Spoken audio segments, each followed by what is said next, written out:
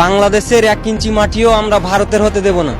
আমরা সব সময় প্রস্তুত আছি আমরা বাংলাদেশের সার্বভৌমত্ব রক্ষার্থে। বাংলাদেশের সাহসী জনগণ আর বিজিবির দৃঢ় অবস্থানের সামনে এবার পিছু হটতে বাধ্য হল বিএসএফ। তাদের গলায় যেন আটকে গিয়েছিল ভয়।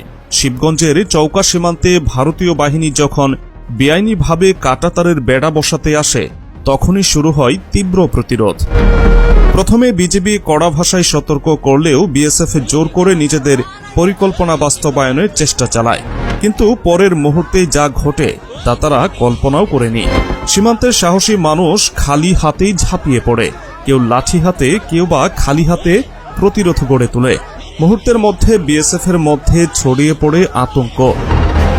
স্থানীয় একজন প্রত্যক্ষদর্শী বলেন, ওদের মুখ দেখলেই বোঝা যাচ্ছিল ওরা ভয় পেয়েছে।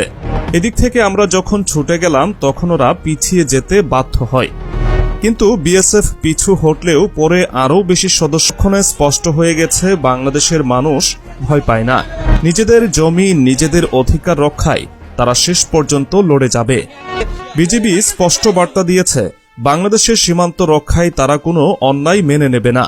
প্রতিটি ইঞ্চি ভূমি রক্ষায় তারা প্রস্তুত। এখন প্রশ্ন একটাই, বিএসএফ কি আবারও ভুল করবে, নাকি বাংলাদেশিদের এই সাহসিকতার সামনে মাথা নিচু করবে?